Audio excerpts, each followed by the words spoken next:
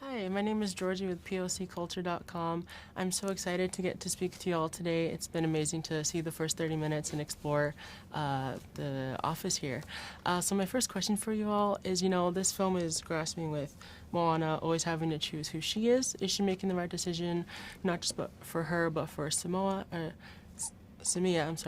And so my question was, I feel like in this industry, it's so easy to wonder, am I making the right decision? Is this, pivot or different role the right or wrong decision? So for you guys, do you have a Simea in your life? And if so, who is that guiding light for you? Ooh.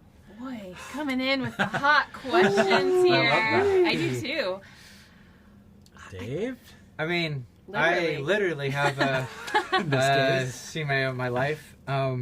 And it works two ways, I guess. My when I first worked on the first Moana, I went to my ancestor's gravestone. Her name was Simea Fua, and I made a rubbing of that. And I put that up on my desk every day to remind me why this was different than any other movie I've worked on.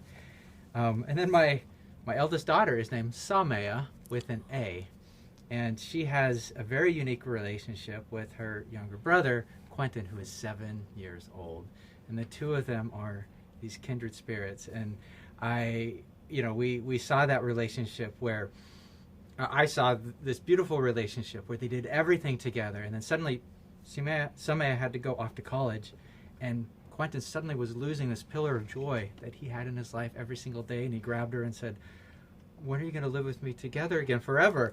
And it was heartbreaking, but also beautiful to see my daughter have to grow into that maturity, and something that we wanted to make sure that we could show these new layers of Moana's maturity and growth. Yeah. I mean, for me, my two sons, I have an 18-year-old and a 13-year-old son, and I try my best to do everything I can to be a good father and to show them the what I believe is the right way in the world and being a kind person. And I think that's very similar to what Moana does. So definitely my kids. I love that. This has been a really personal journey for me as someone of mixed heritage, Samoan and a lot of European. When I got this job and stepped into this role as writer and director of Moana 2, I felt a lot of insecurity about that. Will I be Samoan enough to tell this story? And I think that's something that a lot of people feel. But we had this incredible moment where we had Lāina Kanoa-Wong come into the studio and have a blessing. He did a traditional Hawaiian blessing, and it was in that moment that he asked us all to close our eyes and invite our ancestors into the room. I distinctly remember feeling my grandmother's presence in that moment, and it felt like her telling me that I was enough. And ever since then, I really just embraced that and moved with confidence into telling this story. And I cannot wait to share this with my kids, with my niece, with my cousins, because it's become a part of who I am. That's beautiful. You have to kind of let go almost and let it take you where it may, sounds yes. like. And like Moana in like Moana 2. In she Moana has to let go out this and go beyond what she thinks is possible. Yeah, and earlier, we heard from the songwriters for this film, and they shared a really beautiful quote from your early meetings that getting lost is a pathway to finding magic. Yeah. And I was wondering for you three, how did you let yourself get lost in the filmmaking process to create Disney magic?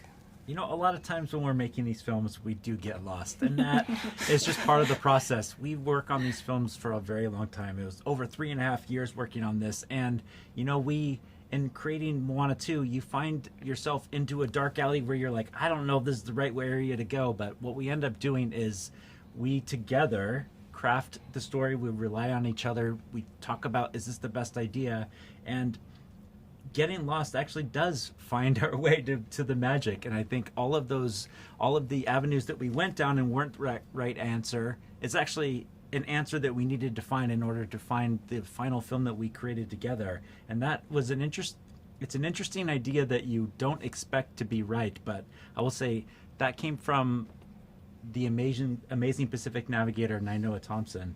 And when he told us that, it seems so counterintuitive to someone who's a wayfinder, someone who knows the way. So I think we were so inspired when we heard that quote, and the same thing with Emily and Abigail, that was okay, that you could actually go down paths and get lost because together we can find the way. Yeah. And I actually, you know, as like a third generation Latino, I really resonated with you saying like, if you're not feeling Samoan enough, sometimes it's easy to feel that way.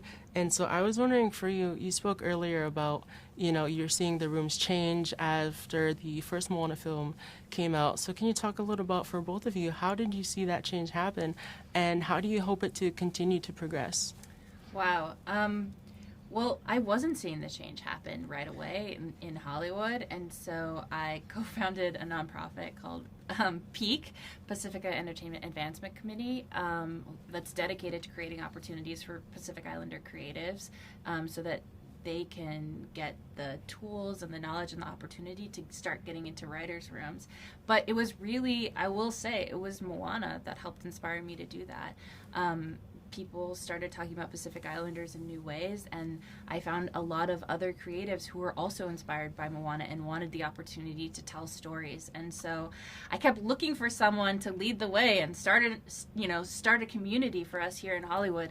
And I was waiting, and then I met someone else who felt the same way, and we looked at each other and we go, I guess we have to be the ones to start this. And it's been a really phenomenal experience, and I hope that myself being in this position and Dave being in this position will inspire them, but will also prove to other Hollywood creatives that we are more than capable of telling our own stories and telling stories beyond our, things that are specific to Pacific Islanders. When we made the first Moana, I think I was one of the very few people who had any Pacifica heritage on the first film. And I'm very proud now with Moana 2 to be working alongside you, Dana, but then also across other departments. We have people with Pacifica heritage. And so it's been heartwarming to see them there. And so we have seen change, and the specificity and love that they all bring to the movie is something that we couldn't have gotten any other way. That's beautiful. Thank you all so much for your time, and thank you for your work. I respect what you guys are accomplishing so much, and I can't wait for the world to see what you made. Thank you so much. And I love your look. Jorgie with POC Culture. I'm so honored to get to speak with you both today. I love this movie and the representation. It's a continuation, obviously, of the representation done in Moana 1. And earlier, the songwriters were talking about a quote in some of your earlier meetings with, it was, "Getting lost is a pathway to magic." And I was wondering, from your experience working on this movie, did you get lost and help them, find their way to creating magic? Or did you see that happening with the filmmakers? And what was that like for you? Well, I'm so lucky because I get to work with our Oceanic Cultural Trust, everyone as part of the trust. And I got to be in that conversation actually with Nainoa Thompson and the Huakamalu of the Polynesian Voyaging Society. We had met because Dave, Dana, and Jason were really wrestling with this concept of how Moana would have to grow. And so one of the things they talked a lot about was this, what it means to be a wayfinder and when you're encountering a storm. I think, for a lot of us that aren't wayfinders, and I'm including myself in this, it's pretty an impossible thing to think about being on a canoe in the middle of the ocean in the middle of a storm. And so in talking with Nainoa, who has navigated through his fair share of storms, we had the opportunity to learn and for those concepts to become very inspirational to our film. I think for me, I hope that the Oceanic Cultural Trust is a tool for our teams when we get a little bit lost in the storm. We have to create a unique fictional culture that feels resonant with many communities that are distinct in their own right. It's not an easy task, but when we meet with our consultants, I think it helps us to find our way. We're like the North Star. Yeah, I think that getting lost, I had a chance to talk with Dana as they were grappling with it. And I loved how they were really trying their hardest to figure out how they can weave it into the story. And so I'm excited for our viewers and the fans to get to see, does Moana figure it out? What happens if she gets lost, or does she get lost? But I think it's really neat to see how she comes through. Yeah. If she does. If she does. And earlier, we were talking about the wayfinding, and I'm curious for you, what was the most important thing for that to be portrayed accurately? Was there any specific conversation that you found? Yeah, so a lot of our conversations around wayfinding happened with Nainoa Thompson and the Huakamalu of the Polynesian Voyaging Society, and then also Thomas Raffapi from Satawa Islands. Both Nainua and Tom are what's called a PO navigator. It's like the highest level of achievement within the Pacific navigational techniques, I would say. Maybe Lāina can talk about it a little bit more. But we've had a lot of conversations in wayfinding to understand sort of getting in the mindset of a wayfinder. And we're also super lucky because Lāina, being a crew member of Hokulea, came in and worked with our entire crew, teaching what we shared today, the Star Compass. If you want to maybe share more. Yeah, I think with the film, they really worked hard to try to get things as accurate as possible. How the stars are placed in the imagery, when she's on the canoe, how she uses the latitude and longitude, all of these elements, how she works with her sails. They consulted with the team on how the canoe should look. So all of those elements are there. I think for us as practitioners and people who are trying to revive that part of our culture, it's so great to see a film that showcases that and some of the best of it, and the lessons learned, the challenges that Moana will have to deal with as a wayfinder. Yeah, I love that. And, Moana in this film, she's looking ahead. Am I making the right decision? And for her, Simea is like a guiding light almost of like, is this right for her future as well? So I was wondering, for you both in your life, is there a Simea? And if so, who is that for you? Oh, that's really sweet. I mean, I'm a father of 4, and, I even have younger siblings as well as my own 4 children that, when you think about the work that we get to do, and it's very indigenous, it's very native to think, not only about the now, but to try our best to think about generations ahead, and will the work that we do be something that we can be proud of generations to come. And, we hope that I feel like for myself, I hope that being a part of a project like this is something we can be proud of for generations. And, so I do kind of have that for myself, Simea. Yeah, for me, it has to be my niece, Halia.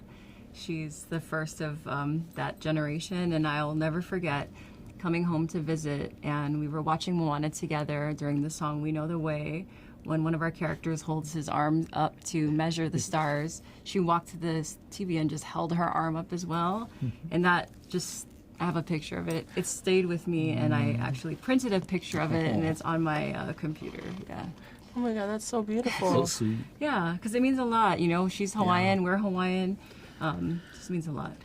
Moana is like the first film that at this global scale that showcased this beautiful art of wayfinding, and for our people to see a young female leader and heroine at that way, as a wayfinder, it's something that we're all proud of as Pacific. I think at least that's what I can speak for myself. Is so proud to see that. Yeah. That's beautiful. Thank you both for your time, and I'm so happy you're both part of this, and congratulations. Thank you so much. Thank you. Thank you so much. My name is Jorgie with POCculture.com. I'm so excited to meet you guys today because I've never had the opportunity to interview producers in animation. So it's a bit of an icebreaker. I was wondering if you can tell us a little bit about how those opportunities and day-to-day tasks sort of work.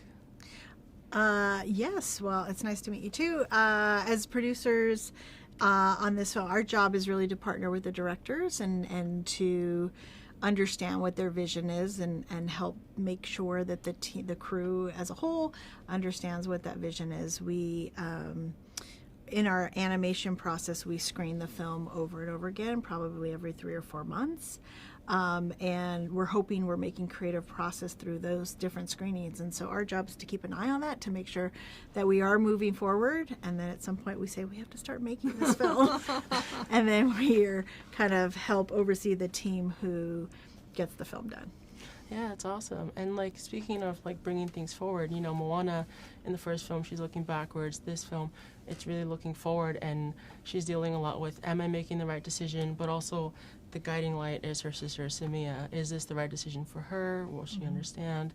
So I was wondering, in your lives, have you ever had a moment like that? And who was your Simea? Oh, wow. That's a good question. Good question. Thank you so much. No, that comes to mind. I think, for me, I think I have a lot of moments in my life of kind of like, okay, well, this is what I want, this is what I'm going to go after, and I don't know if it's going to work out the way I want it to work out, but I feel that it's right for me to, to kind of pursue this path or whatever it may be. And for me personally, I keep my grandmothers in my mind who were. I always say that I take my grandmothers into every room that I go into with me. They give me the strength. So. Oh, I love that. And speaking of like your grandmothers and that like past generations didn't have the level of representation that this film is bringing. So kind of on that note, how have you seen you were speaking a little bit earlier about how the rooms are changing a little bit after the representation of Moana 1, and what has that been like, and how do you hope it to develop even further with the release of the second film? I think it's so exciting to see the power of Moana 1 and the impact on the community. When you even look at our director landscape, we have Jason Ham, but we also have Derrick, and we have Dana Ledoux Miller, and both Dave and Dana are Samoan. And so to be able to actually see that in the leadership on this film has been really, really powerful to watch. And I think that's what Moana the first film really did, is it set a bar for in terms of cultural representation, not only in our storytelling, but also in the filmmakers behind the camera. And so we've been able to really see that manifest over the last 8 years. Yeah, that's incredible. And earlier, the composer shared a quote from your earlier meetings, getting lost is a pathway to finding magic.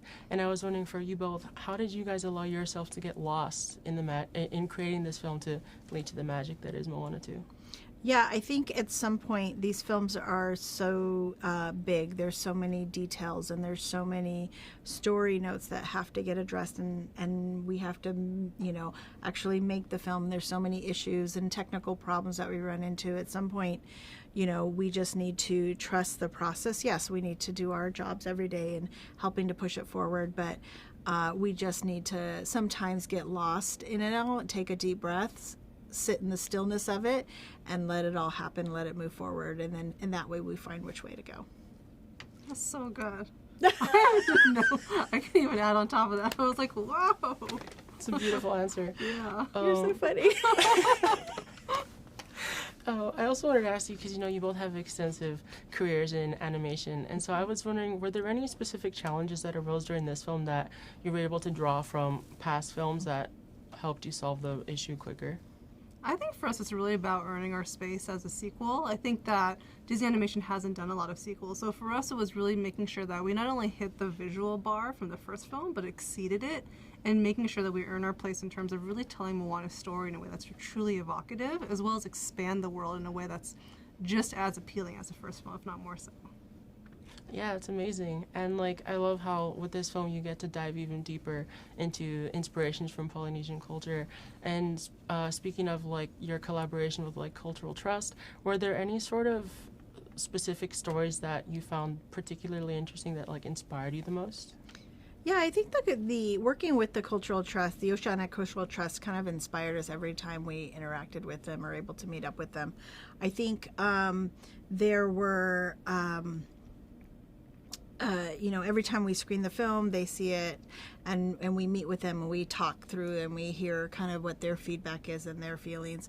I know we were able to, we were working with Nainoa Thompson from the Pacific Voyaging Society, and he really, it's always inspiring to talk to him because he is really part of the team that brought wayfinding back into the modern day and really kind of revived it again.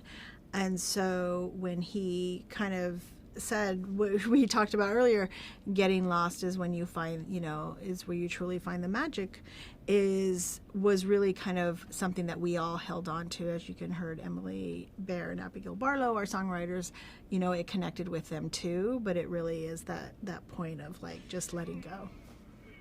Yeah. And so as producers, do you guys feel in a way you are the filmmaking wayfinders a little bit, guiding all the different departments? I think in a way, we're so lucky to have a crew, though, who is the best of the best in the business. So I think that we all are on this canoe together with our directors and all of our heads of departments and all of our artists. It really takes a village. People say that a lot in animation, but for us, it's hundreds and hundreds of people who work on a single shot of the film. It's not that we divide it all up in that way. It's really everyone honing their craft in the most beautiful way possible, and it's just a really deep sense of collaboration. Yeah, I love that. And like when it comes to the collaborative process, how have you seen it evolve or maybe get a little easier over the years with technological advances? Well, I think one of the big ones for this film in particular is that because we were creating it in 2 different locations with our studio in Vancouver and the studio here, you know, we are one studio just in 2 different locations. I think the pandemic set us all up, you know, for ease to work on Zoom and over video conference, but it was such a it was so magical to see everyone come together where we were running reviews. Sometimes we would run reviews and people in Burbank were controlling kind of the review, playing the, you know, and it was all seamlessly working with our directors here in Burbank, or sometimes our directors were up there and we running the reviews from down here. And the collaboration we've seen between the 2 locations has just been amazing to watch. Yeah, I love to hear that. Well, that's our time, and thank you guys so much. Congratulations on Moana too. Oh, Thank thank you. you so much. It was nice to meet you. So nice to meet you.